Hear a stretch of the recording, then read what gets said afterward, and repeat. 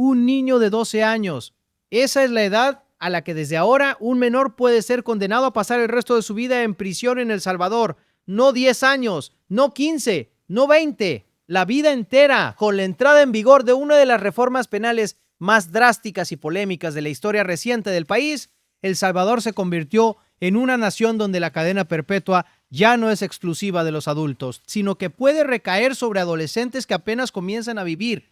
Una medida que el gobierno defiende como necesaria para cerrarle las puertas al crimen y que organismos internacionales califican como una violación a los derechos de la niñez. Si te interesa entender a fondo los cambios que están redefiniendo la seguridad y la justicia en El Salvador y cómo el país libra su guerra contra las pandillas, suscríbete ahora mismo al canal y activa la campana, porque esta reforma toca una de las fibras más sensibles de toda la sociedad y sus consecuencias apenas comienzan a sentirse.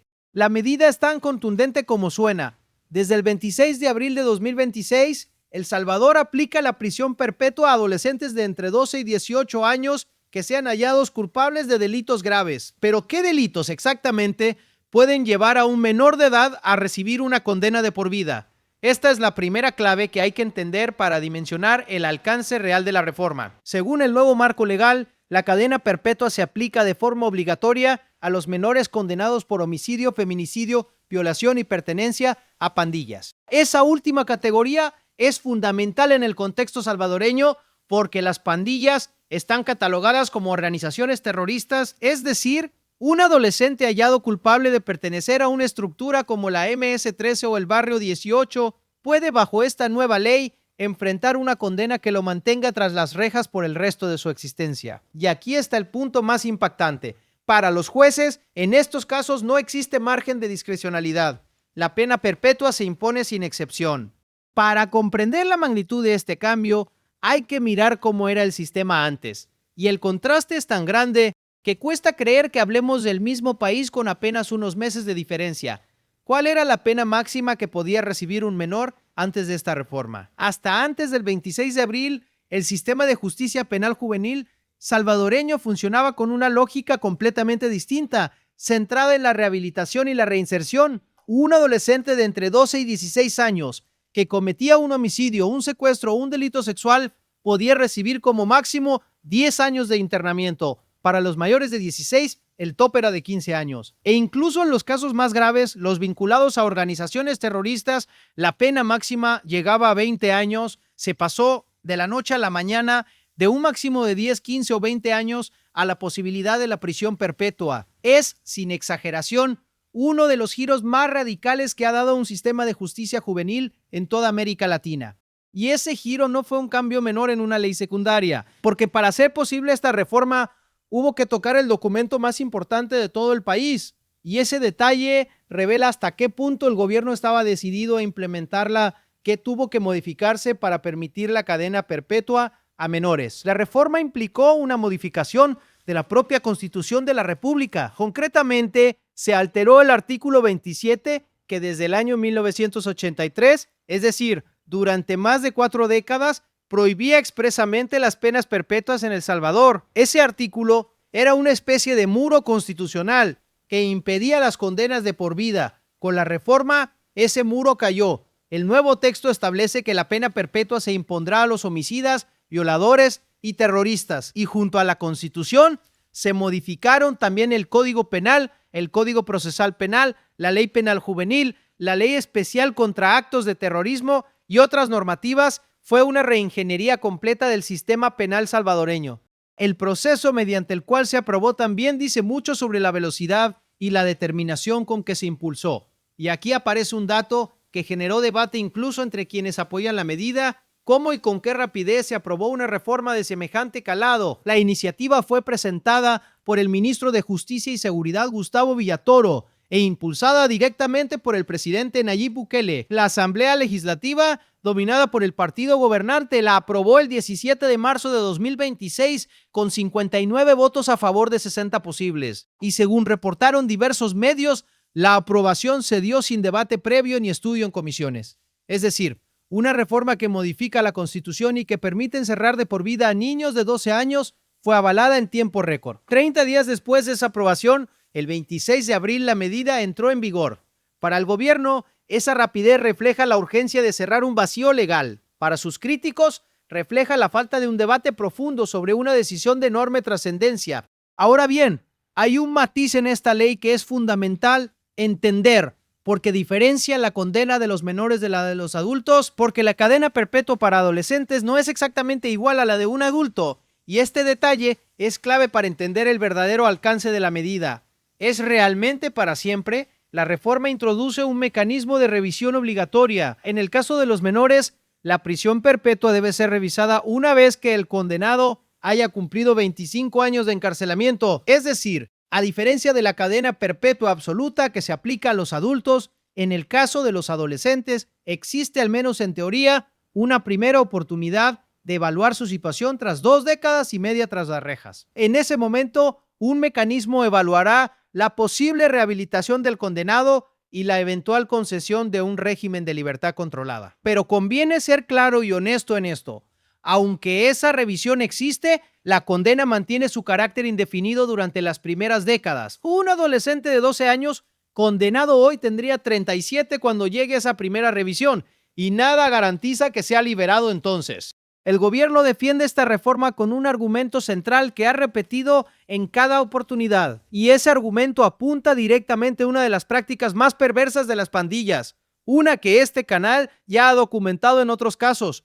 ¿Por qué insiste el oficialismo en la necesidad de esta medida? La justificación principal del gobierno es que las pandillas han reclutado históricamente a menores de edad para cometer delitos graves, aprovechándose precisamente de los marcos legales más laxos que existían. La lógica criminal era simple y calculada. Si un menor recibía como máximo 10 o 15 años, incluso por un homicidio, entonces las estructuras criminales podían usar a los adolescentes como sicarios, como piezas desechables, sabiendo que las consecuencias legales para ellos serían mucho menores que para un adulto. El presidente Bukele ha sido enfático al señalar que las leyes anteriores prácticamente daban impunidad para cometer delitos a los menores de 18 años y que eso convertía a los niños en un objetivo ideal para el reclutamiento pandilleril. Cerrar esa puerta, según el gobierno, es cerrar una de las vías por las que las pandillas se reproducían.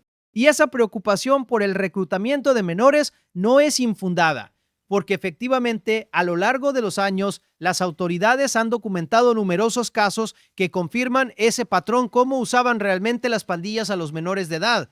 Las estructuras criminales salvadoreñas convirtieron durante décadas a los niños y adolescentes de las comunidades que controlaban en herramientas de su maquinaria. Los usaban como banderas o vigías para avisar de la presencia policial, como correos para transportar droga o mensajes, y en los casos más extremos como ejecutores, aprovechando que un menor generaba menos sospechas y enfrentaba penas más leves. El reclutamiento forzado de jóvenes fue durante años una de las formas en que las pandillas garantizaban su propia supervivencia y su expansión. Desde esa óptica, el argumento del gobierno tiene un fundamento real.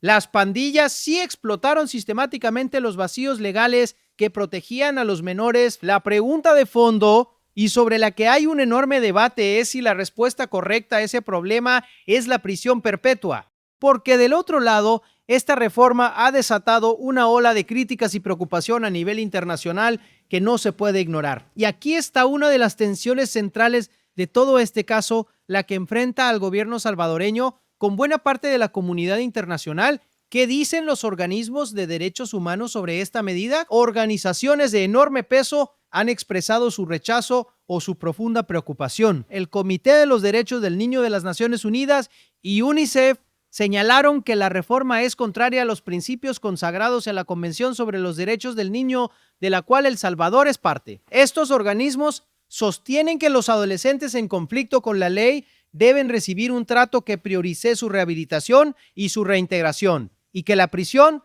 debe ser el último recurso y durante el menor tiempo posible. La Oficina del Alto Comisionado de las Naciones Unidas para los Derechos Humanos instó directamente a El Salvador a revisar con prontitud estos cambios, calificándolos de preocupantes por contradecir las normas internacionales.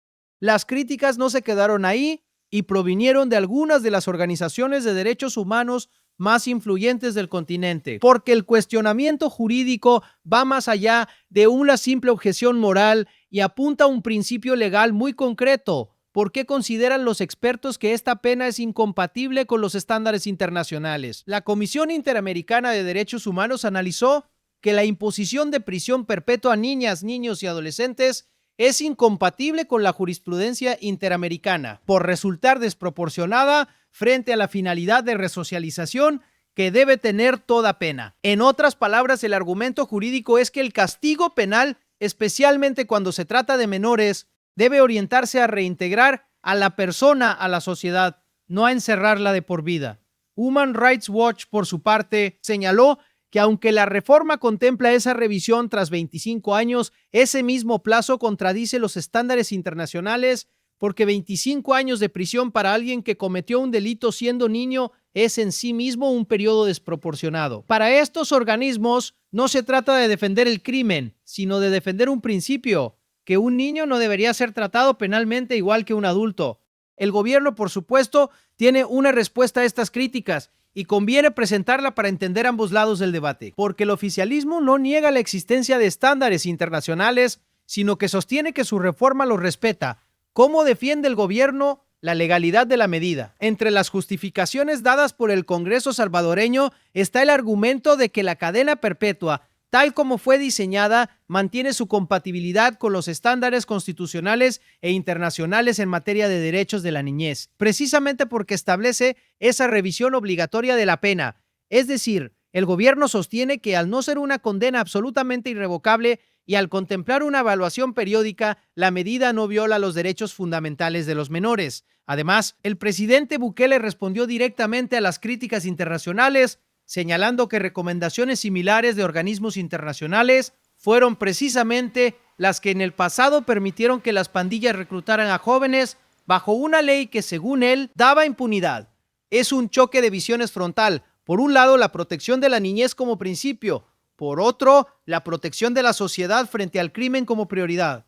Más allá del debate sobre la condena en sí, la reforma introdujo otros cambios profundos en el sistema que también merecen atención, porque hay una modificación que va más allá de las penas y que cambia por completo la forma en que serán juzgados los menores acusados de pertenecer a pandillas.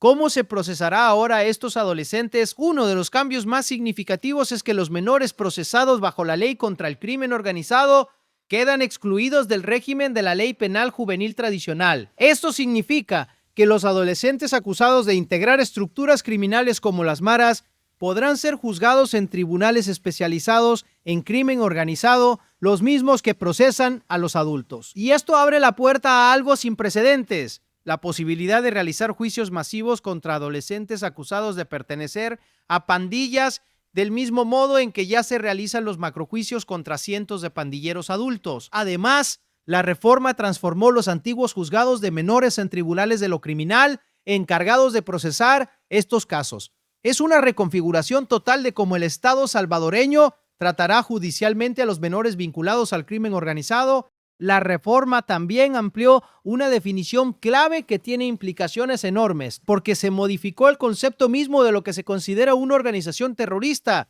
y eso expande el alcance de toda la ley. ¿Qué se entiende ahora por organización terrorista en El Salvador? Con las nuevas reformas, se considera organización terrorista a cualquier estructura jerárquica que utilice métodos violentos o inhumanos para infundir terror o para arrogarse funciones que corresponden al Estado. Esta definición, más amplia que la anterior, significa que incluso grupos que no sean estrictamente pandillas tradicionales podrían quedar catalogados como organizaciones terroristas si cumplen esos criterios. Y las penas por pertenecer a este tipo de organizaciones también se endurecieron, ubicándose según las distintas disposiciones en rangos que van desde los 20 años hasta condenas mucho más severas. Es decir, la reforma no solo endureció las penas para los menores, sino que amplió el universo de conductas y grupos que pueden ser perseguidos bajo la lógica del terrorismo. Todo esto se marca, por supuesto, en el contexto más amplio de la estrategia de seguridad que ha transformado a El Salvador, y es imposible entender la reforma sin ese trasfondo, porque esta medida no surge en el vacío, sino como una pieza más de una ofensiva que lleva años redefiniendo al país. ¿En qué contexto se aprobó esta reforma? El Salvador vive bajo un régimen de excepción desde marzo de 2022, un periodo durante el cual se han suspendido ciertas garantías constitucionales y se ha permitido la detención masiva de presuntos pandilleros. Según cifras oficiales, más de 91,000 personas han sido arrestadas en el marco de esta ofensiva. Las autoridades sostienen que estas acciones han reducido drásticamente los índices de homicidios, llevando al país de ser uno de los más violentos del mundo a registrar mínimos históricos de asesinatos. Y ese resultado en seguridad es, según el propio gobierno, una de las razones de la enorme popularidad del presidente, que en su última elección obtuvo más del 80% de los votos. La reforma de la cadena perpetua para menores es en ese sentido una extensión de esa misma política de mano dura. Pero ese mismo contexto es el que alimenta las mayores preocupaciones sobre esta reforma en particular, porque el historial del régimen de excepción arrastra una sombra que hace temer a muchos por lo que pueda pasar con los menores bajo la nueva ley. ¿Cuál es el principal temor de fondo? Durante los años del régimen de excepción, diversas organizaciones nacionales e internacionales han documentado casos de detenciones arbitrarias y el propio gobierno ha reconocido haber liberado a miles de personas tras comprobarse que no tenían vínculos reales con las pandillas. Organizaciones de derechos humanos han registrado miles de denuncias por parte de víctimas y han documentado cientos de muertes de personas bajo custodia estatal. Ese antecedente es precisamente lo que enciende las alarmas cuando se habla de aplicar la cadena perpetua a menores. El temor de fondo es concreto. Si personas inocentes han sido detenidas por error en el marco de esta ofensiva, ¿qué garantías existen de que no ocurra lo mismo con adolescentes que podrían terminar condenados de por vida? Es una pregunta que los críticos consideran central y que el gobierno responde apelando a la solidez de sus procesos judiciales. Llegamos así al fondo del asunto, a la pregunta que realmente subyace bajo toda esta reforma y todo este debate. Porque más allá de los tecnicismos legales y de las posturas encontradas, este tema plantea una de las disyuntivas más difíciles que puede enfrentar cualquier sociedad. ¿Cómo debe tratar un país a un niño que comete un crimen atroz? Aquí es donde el debate trasciende lo jurídico y se instala en lo más profundo de lo social y lo humano. Por un lado están las víctimas de los crímenes cometidos por menores reclutados por pandillas, familias que perdieron a sus seres queridos y que exigen justicia sin importar la edad del agresor. Por otro lado están quienes ven en esos mismos menores a víctimas de un sistema que los empujó al crimen. Adolescentes que crecieron en entornos de violencia estructural, sin oportunidades, muchas veces obligados por las pandillas que controlaban sus comunidades. La reforma plantea preguntas de fondo sobre la responsabilidad penal, sobre la edad, sobre la violencia estructural y sobre el papel del Estado frente a generaciones enteras que crecieron rodeadas de criminalidad. No hay respuestas fáciles y por eso el debate es tan intenso. Y esta decisión coloca a El Salvador en una posición muy particular dentro del panorama regional e internacional, porque el camino que ha tomado el país lo distingue del resto del continente y eso podría tener consecuencias que van más allá de sus fronteras. ¿Qué significa esta reforma para América Latina? Aunque varios países de la región han endurecido sus políticas de seguridad, en los últimos años, muy pocos han avanzado hacia sanciones tan severas para menores de edad. Esto coloca a El Salvador en una posición atípica dentro del mapa jurídico latinoamericano. Para algunos, el país está marcando un precedente audaz que otras naciones golpeadas por el crimen podrían seguir. Para otros, está cruzando una línea peligrosa que lo aleja de los estándares internacionales de derechos humanos. Lo cierto es que la decisión salvadoreña será observada de cerca en toda la región y su resultado, tanto en términos de seguridad como de impacto sobre los menores, podría influir en los debates de otros países que enfrentan sus propias crisis de criminalidad. El Salvador, una vez más, se ha convertido en un laboratorio de políticas de seguridad extremas. Entonces, ¿qué viene ahora tras la entrada en vigor de esta reforma histórica? Y aquí queda la gran incógnita abierta, la que definirá el verdadero impacto de esta medida en los próximos años, cuáles serán las consecuencias reales de la cadena perpetua para menores. En lo inmediato, la ley ya está vigente, lo que significa que cualquier menor de entre 12 y 18 años hallado culpable de homicidio, feminicidio, violación o pertenencia a pandillas puede ser condenado a prisión perpetua. Habrá que ver cómo se aplica en la práctica, cuántos adolescentes serán procesados bajo este nuevo marco y cómo se desarrollarán esos posibles juicios masivos contra menores acusados de integrar estructuras criminales. También quedará por ver cómo responde la comunidad internacional a largo plazo y si El Salvador enfrentará consecuencias en el plano diplomático o en instancias internacionales de derechos humanos. Lo único seguro es que esta reforma marca un antes y un después, no solo en el sistema de justicia salvadoreño, sino en la forma en que el país concibe la relación entre la niñez, el crimen y el castigo. Esa es, en el fondo, la verdadera dimensión de esta noticia. No se trata simplemente de una reforma legal más dentro de la ofensiva contra las pandillas. Se trata de una decisión que redefine los límites de lo que un Estado está dispuesto a hacer en nombre de la seguridad y que enfrenta dos visiones legítimas pero irreconciliables. La de quienes creen que ningún crimen debe quedar impune sin importar la edad de quien lo comete, y la de quienes creen que un niño, por definición, merece siempre una oportunidad de rehabilitación. El Salvador ha tomado su decisión y esa decisión ya es ley. Las consecuencias, tanto para la seguridad del país como para la vida de los menores que caigan bajo esta norma, se escribirán en los años que vienen. Y será el tiempo y no el debate quien tenga la última palabra sobre si este fue un paso necesario o un error histórico. Si esta información te pareció importante y quieres seguir entendiendo a fondo los cambios que están redefiniendo la seguridad, la justicia y la lucha contra las pandillas en El Salvador, suscríbete al canal, activa la campana y déjanos en los comentarios qué opinas sobre esta reforma y qué tema quieres que analicemos a fondo en el próximo video. Porque en un país que cambia a una velocidad vertiginosa, entender lo que está en juego es más importante que nunca. Y aquí vamos a seguir explicándotelo todo, sin adornos y sin miedo.